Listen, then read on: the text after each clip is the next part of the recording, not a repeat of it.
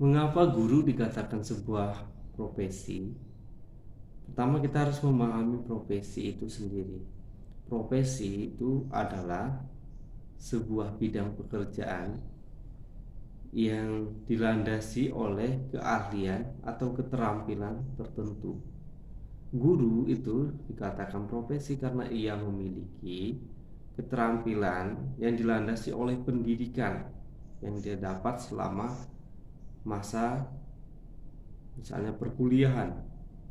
Seorang guru harus menempuh pendidikan sarjana untuk menjadi seorang guru. Oleh karena itulah, dan berbekal dari teori-teori dan juga keilmuan yang ditimba, maka guru dikatakan sebagai profesi. Kemudian, mengapa pemerintah mengadakan yang namanya PPG? Program profesi guru ini bertujuan untuk menghasilkan guru-guru yang benar-benar profesional dan berkompeten di bidangnya,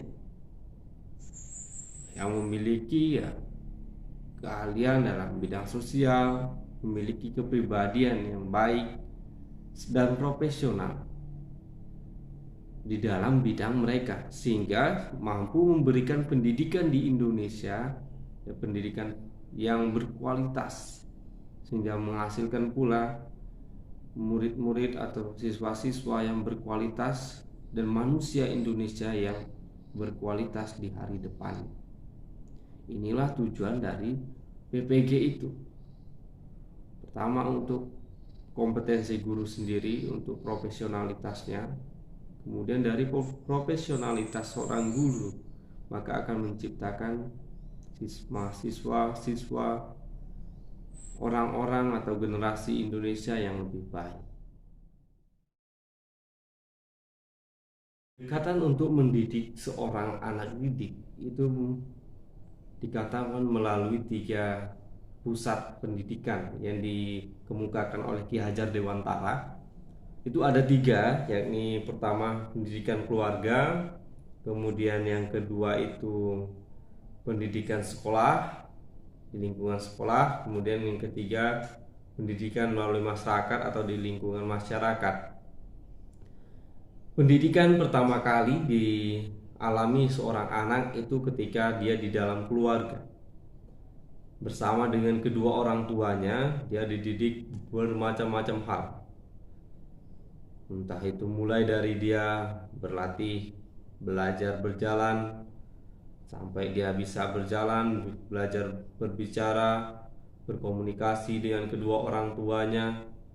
Lalu nilai-nilai dalam keluarga ditanamkan di dalam pendidikan keluarga. Lalu setelah anak mulai beranjak usia sekolah, anak disekolahkan pada lingkungan pendidikan, yaitu di sekolah secara formal. Di sekolah ini mulai adanya transfer ilmu pengetahuan oleh para guru, para pengajar yang ada di sekolah. Anak belajar berbagai macam pengetahuan-pengetahuan yang ada di sekolah, sekaligus juga berinteraksi dengan orang-orang yang ada di sekolah tersebut.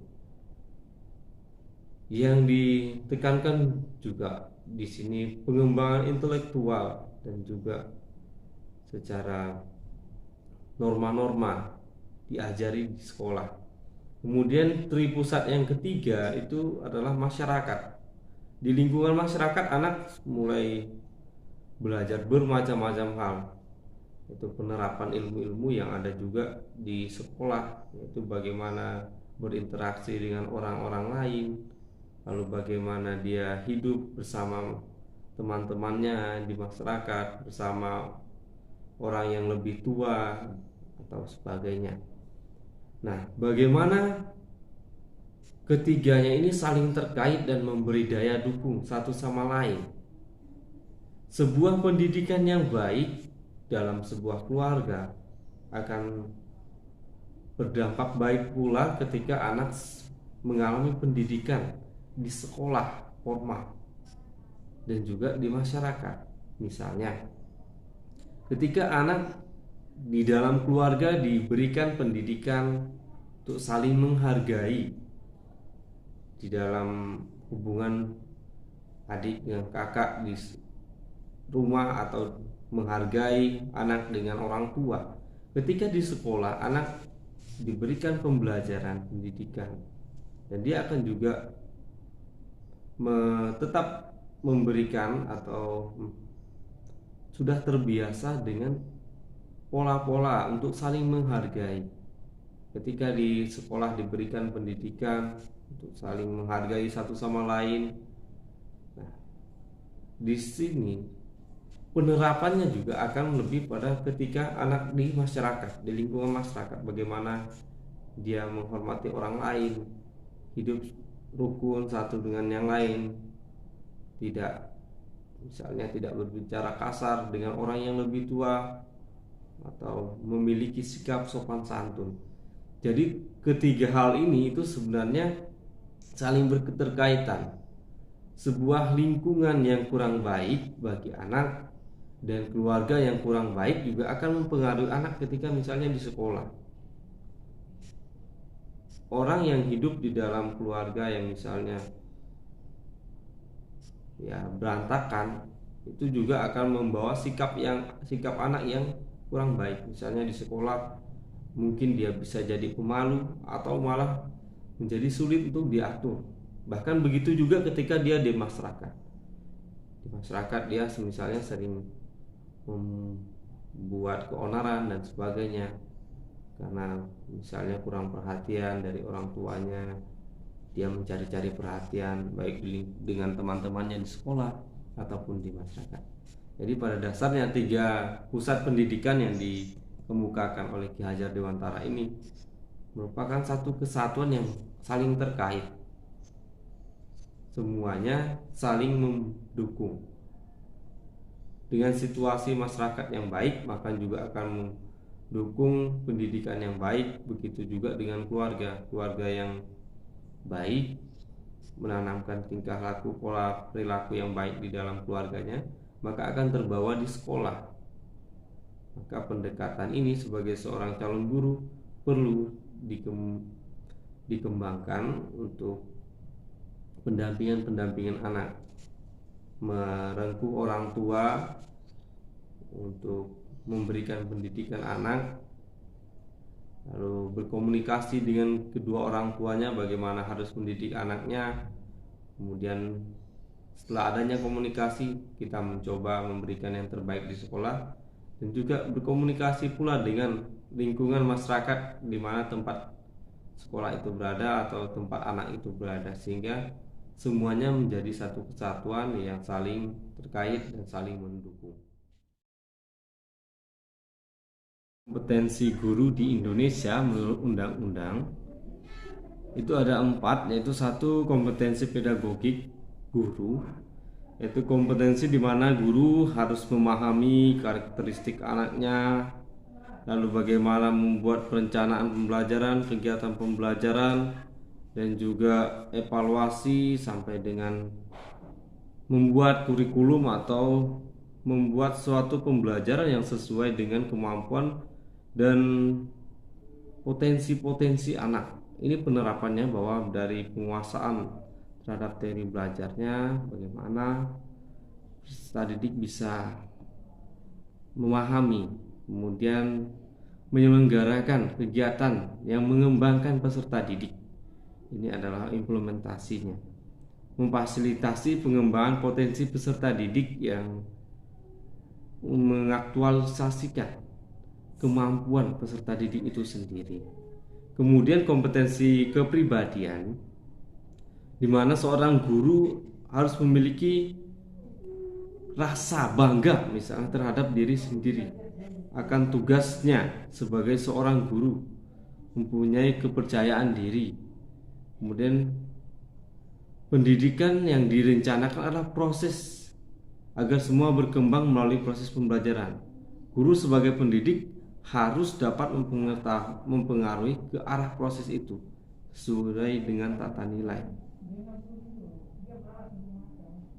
Kemudian dalam penerapannya, yaitu guru bertindak sesuai dengan norma agama, lalu hukum, sosial, dan kebudayaan yang ada di Indonesia, menampilkan diri sebagai pribadi yang jujur, berakhlak mulia, dan teladan bagi peserta didik dan masyarakat. Jadi guru itu seolah-olah mempunyai hal-hal yang harus memiliki hal-hal yang baik, oleh menunjukkan etos kerja dan tanggung jawab yang tinggi, rasa bangga menjadi guru, dan rasa percaya diri. Ini penerapannya. Kemudian kompetensi sosial. Guru di mata masyarakat dan siswa merupakan panutan yang perlu dicontoh dan merupakan suri teladan dalam kehidupan sehari-hari. Jadi guru harus mempunyai kompetensi sosial ini, bahwa guru itu merupakan contoh yang baik bagi siswa, bagi orang-orang di masyarakat. Dikatakan demikian karena dengan dimilikinya kemampuan tersebut, otomatis hubungan sekolah dan masyarakat akan berjalan dengan lancar, sehingga ada keperluan dengan orang tua siswa, para guru tidak akan mendapatkan kesulitan. Jadi ketika guru itu sudah memiliki kemampuan yang baik itu, yaitu dalam bersikap, bertutur kata yang baik, ini merupakan kompetensi sosial yang harus dimiliki. Ya, fungsinya untuk apa? Ketika dalam mendidik, dalam berhubungan dengan masyarakat, guru akan dipermudah ketika dia menjalankan kompetensi sosial yang baik. Penerapannya ya salah satunya dengan bertindak objektif, tidak diskriminatif, melalui pertimbangan-pertimbangan yang benar-benar tidak diskriminatif, tidak membedakan golongan agama, ras, dan sebagainya. Kemudian berkomunikasi yang secara efektif, sopan santun sebagai seorang guru, tidak semaunya berkata-kata kasar misalnya di masyarakat. Ketika mendidik anak di sekolah, berkata-kata yang kasar dan kurang baik. Nah, ini kompetensi sosial yang harus dimiliki seorang guru. Kemudian yang tidak kalah pentingnya, seorang guru harus memiliki kompetensi profesional, di mana ia memiliki kemampuan dalam proses pembelajaran itu, mengolah pembelajaran, mempunyai tugas untuk mengarahkan kegiatan belajar siswa untuk mencapai tujuan pembelajaran. Maka di sini juga guru dituntut menyampaikan bahan ajarnya dengan baik, sesuai dengan profesionalnya seorang guru. Guru harus selalu mengupdate pengetahuannya, materi pembelajaran yang disajikan, sehingga tidak ketinggalan. Persiapan diri tentang materi yang akan disampaikan diusahakan sebaik mungkin, sehingga dalam penyampaian materi guru benar-benar profesional dan juga terlihat lebih siap, sehingga mendapatkan hasil yang baik pula kepada peserta didik dalam mencapai pendidikan itu. Kemudian penerapannya kompetensi ini yaitu menguasai kriteria profesional itu, menguasai materi kriteria yang profesional itu tadi ya, menguasai materi, lalu juga struktur, konsep, dan pola pikir materi yang akan disampaikan oleh seorang guru itu, lalu menguasai apa standar kompetensinya dan kompetensi dasar dari materi yang akan disampaikan itu, lalu mengembangkan materi secara kreatif sehingga anak-anak dididik itu tidak mengalami kejenuhan, kebosanan, dan sebagainya. Jadi inilah 4 kompetensi seorang guru di Indonesia berdasarkan undang-undang dan penerapannya serta implementasinya atau penerapannya. Saya kode etik atau aturan-aturan yang mengatur tentang guru itu lebih membantu seorang guru untuk melaksanakan tugas-tugasnya. Nah, bukan hal yang mengikat atau hal yang menyulitkan seorang guru ketika guru itu bisa melaksanakan kode etik yang telah dibentuk oleh pemerintah dan juga Persatuan Guru. Hal ini untuk membuat rambu-rambu apa yang harus dibuat seorang guru di dalam bertindak, bertutur kata, sehingga ia berjalan sesuai dengan alur atau porosnya. Ketika orang berjalan dengan semestinya, maka orang itu akan lebih dipermudah. Ketika harus berbuat ini dan itu, seharusnya apa? Guru tinggal melihat saja bagaimana kode etik seorang guru. Oh, misalnya di dalam relasi dengan orang tua, hubungannya bagaimana? Di dalam kode etik misalnya tertulis guru berusaha membina hubungan kerjasama yang efektif dan efisien dengan orang tua atau wali dalam melaksanakan tugasnya. Nah, ini sudah diatur. Berarti ketika kita seorang guru berkomunikasi dengan orang tua murid, kita harus menggunakan komunikasi yang efektif dan efisien. Saat kita misal anak ada mengalami kesulitan belajar, kita berkomunikasi dengan kedua orang tuanya, itu sudah merupakan alurnya. Kemudian guru memberikan informasi, misalnya kode etik juga, informasi kepada orang tua wali secara jujur dan objektif mengenai perkembangan peserta. Jadi tidak semaunya atau dikarang-karang aja.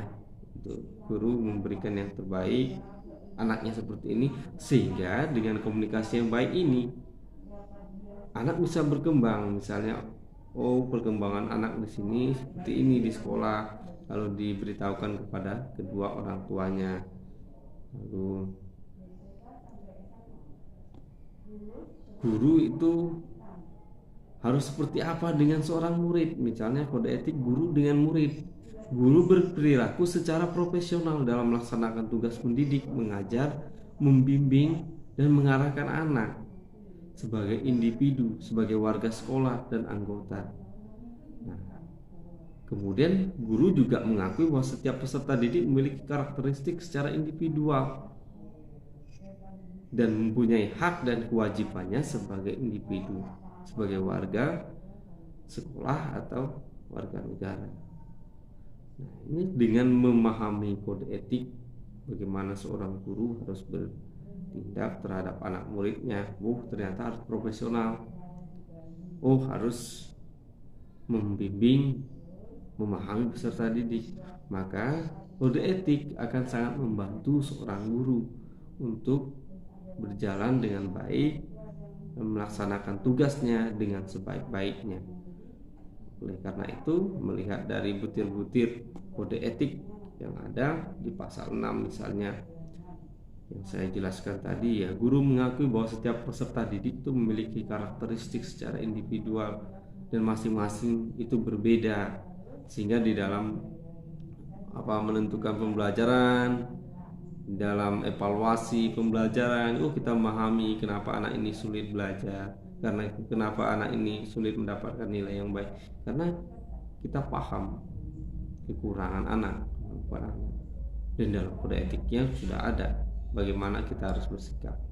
Maka kode etik adalah sarana untuk membantu seorang guru untuk berjalan pada porosnya dan juga menciptakan sesuatu yang baik dalam pendidikan. Maka kode etik adalah sarana untuk membantu, bukan untuk mengikat atau mempersulit seorang guru. Program sertifikasi. Nah, program sertifikasi ini juga sekaligus pengembangan kompetensi guru, yaitu melalui program profesi guru. Jadi guru mendapatkan sertifikasi ini apabila seorang guru sudah memiliki sertifikat pendidik. Nah, sertifikat pendidik ini dapat melalui program profesi guru. Nah, di situ guru di-upgrade kembali keterampilan, kemampuan, dan pengetahuannya untuk menjadi seorang guru. Kemudian usaha-usaha yang dilakukan juga untuk meningkatkan kompetensi seorang guru, seorang pendidik di Indonesia, ya, pelatihan-pelatihan yang ada, pelatihan-pelatihan berkaitan dengan pendidikan, lalu pelatihan-pelatihan yang berkesinambungan dan juga ada namanya melalui forum musyawarah guru atau KKG, kelompok kerja guru, atau MGMP, musyawarah guru mata pembelajaran. Nah, ini adalah salah satu cara atau untuk mengupgrade para guru kita untuk memiliki kompetensi di dalam mendidik. Lalu kode etik dan fungsi kode etik dalam organisasi profesi guru. Kita memahami bahwa etika itu adalah konsep penilaian sifat, kebenaran atau kebaikan dari tindakan sosial berdasar kepada tradisi yang dimiliki oleh individu maupun kelompok. Nah, sedangkan kode etik ini merupakan acuan atau kode etik ini lebih dikenal juga sebagai acuan perilaku seseorang atau koperasi atau lembaga untuk diikuti oleh aktivitas profesional. Nah, maka kode etik ini adalah suatu acuan dalam berperilaku. Lalu fungsinya kode etik apa? Fungsi kode etik adalah memberikan acuan atau memberikan rel kepada organisasi tertentu untuk proses berlangsungnya suatu organisasi tersebut. Lalu kaitannya dengan profesi guru, dengan profesi guru adalah bahwa etika, kode etik dan fungsi kode etik dengan profesi guru itu, profesi guru adalah profesi yang berkaitan dengan banyak orang, dan guru merupakan sebuah profesi dikarenakan dia memiliki keprofesionalan di bidang pendidikan. Oleh karena pendidikan profesi guru ini berhubungan dengan banyak orang dan sebuah organisasi, maka perlunya ada etika dan juga kode etik yang mengatur organisasi ini sehingga bisa berjalan sesuai dengan rel dan juga apa yang diharapkan dari organisasi ini, sehingga orang-orang yang bekerja yang memiliki profesi sebagai guru itu memiliki acuan dalam bertingkah laku, berperilaku sehingga sesuai dengan norma-norma yang ada dan membantu para guru yang bekerja yang memiliki profesi sebagai guru khususnya dalam berhubungan misalnya dengan masyarakat, berhubungan dengan siswa, berhubungan dengan sesama. Nah, di dalam kode etik itulah disusun acuan-acuan atau norma-norma hukum-hukum yang harus ditaati dalam bertingkah laku dengan orang-orang, hubungannya dengan siswa, dengan masyarakat, dengan sekolah. Nah, melalui adanya kode etik, etika di dalam organisasi profesi guru ini, maka akan membantu para guru dalam melaksanakan tugasnya sebagai seorang guru. Selanjutnya tentang degradasi yang melanda pendidikan kita seperti tawuran antar pelajar dan bentrok mahasiswa yang sering terjadi. Menurut saya, apa sih sebenarnya kesalahan dalam pendidikan kita? Pendidikan sebenarnya kalau kita pahami itu mengarahkan orang ke hal yang semakin baik seharusnya. Lalu bagaimana dengan pendidikan kita di Indonesia? Yang perlu kita pahami juga sampai saat ini para dosen, para guru juga masih terpaku kepada hasil belajar siswa. Nah, ini juga sangat berbahaya. Mengapa terjadinya tawuran dan sebagainya? Penanaman nilai-nilai kemanusiaan, lalu nilai-nilai sosial ini belum terlalu masuk kepada peserta didik. ketika di sekolah. Masih banyak juga dalam daerah-daerah tertentu, misalnya di pedalaman-pedalaman, apalagi tanpa adanya guru-guru yang masuk, jarang gurunya berjumpa dengan siswanya.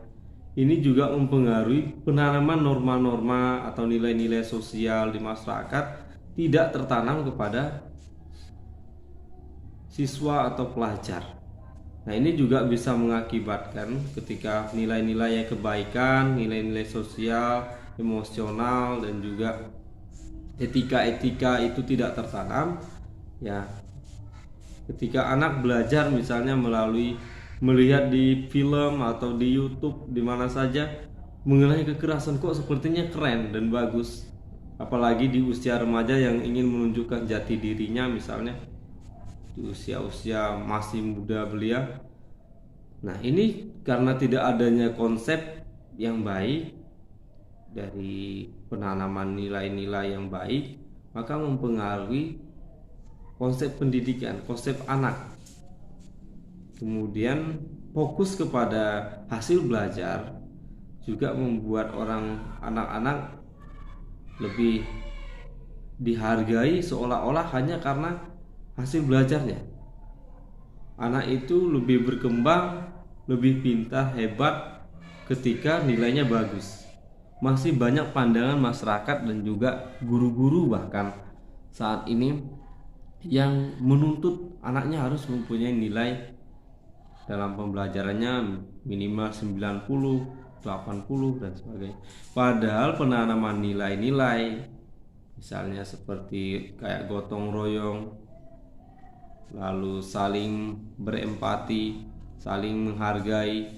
Nah, ini belum terlalu tertanam, dimana kadang-kadang posisi pendidikan kita karena berfokusnya masih banyak pada nilai-nilai atau angka pada sebuah pembelajaran, maka banyak anak misalnya melakukan segala cara demi mendapatkan nilai yang baik itu, misalnya mencontek. Lalu ketika anak mencontek diberikan apa? Misalnya sanksi-sanksi, tapi sanksi yang tidak mendidik. Misalnya ada yang dengan kekerasan, ada yang macam-macam. Nah, situasi-situasi macam inilah yang membuat pendidikan di negeri kita ini ya kesulitan dalam memberikan arah kepada siswa. Mengapa terjadinya tawuran antar pelajar? Hal ini karena kan salah satunya faktor psikologis anak yang ingin menunjukkan jati dirinya.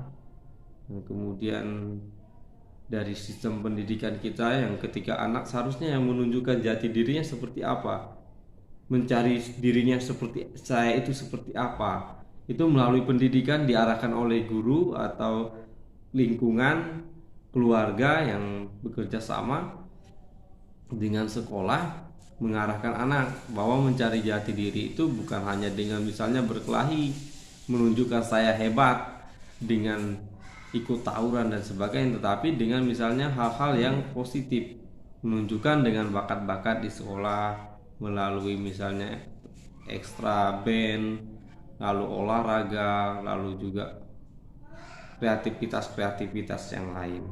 Nah, yang perlu masih ditanamkan di Indonesia adalah bagaimana mengelola SDM ini untuk semakin memiliki pertama penanaman nilai-nilai karakter yang digaungkan oleh pemerintah ini harus terus semakin ditingkatkan, karena sampai saat ini ya penanaman nilai-nilai karakter di sekolah memang sedang berproses menuju itu, tetapi memang belum berjalan dengan baik karena banyak faktor. Ketika misalnya bahkan dari guru-guru sendiri tidak memahami kode etik guru, bagaimana harus bersikap, lalu juga dengan tugas-tugasnya misalnya di pedalaman-pedalaman tidak jarang juga guru masuk ke sekolah sesuka hatinya, jamnya tidak menentu. Nah, ini juga mempengaruhi pendidikan kita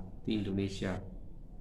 Mungkin di kota-kota sudah jarang terjadi bahwa pegawai negeri, khususnya guru-guru, PNS itu tidak masuk misalnya. Tapi di pedalaman di Indonesia ini masih banyak yang terjadi seperti itu. Oleh karena itu, pendidikan masih terus berbenah, kompetensi guru kita harus terus ditingkatkan. Tak lain juga bahwa pendidikan itu tidak hanya berasal dari sekolah, dari para guru, kontrol masyarakat, keluarga itu juga mempengaruhi terjadinya tawuran dan sebagainya. Sebuah keluarga yang mempunyai penanaman nilai-nilai yang baik di keluarga itu juga akan mempengaruhi anak ketika di sekolah, lalu juga ketika berinteraksi di masyarakat. Bahkan perilaku orang-orang di sekitar, di dalam lingkungan juga mempengaruhi. Jadi tidak bisa hanya dilihat dari pendidikan secara formal di sekolah di Indonesia ini, tetapi di bagaimana pendidikan melalui masyarakat itu dilaksanakan. Apakah di masyarakat itu kondisinya selalu yang cukup baik untuk anak-anak, atau bagaimana di keluarga. Jadi bagi saya ya, mengapa terjadi tawuran, degradasi pendidikan kita, salah satunya adalah bagaimana kerjasama antara sekolah, masyarakat, dan juga keluarga dalam mendidik anak ini belum teroptimalkan. Maka pengoptimalan potensi-potensi dari keluarga, dari anak sendiri, dari masyarakat dan sekolah bekerja sama, yaitu adalah hal yang paling utama di dalam pendidikan. Karena pendidikan pada dasarnya akan memberikan yang anak suatu pengalaman yang baik, dan pendidikan itu tidak bisa berdiri sendiri, sesuai juga dengan tripusat pendidikan yang disampaikan oleh Ki Hajar Dewantara, yaitu dari lingkungan keluarga, sekolah, dan juga lingkungan masyarakat.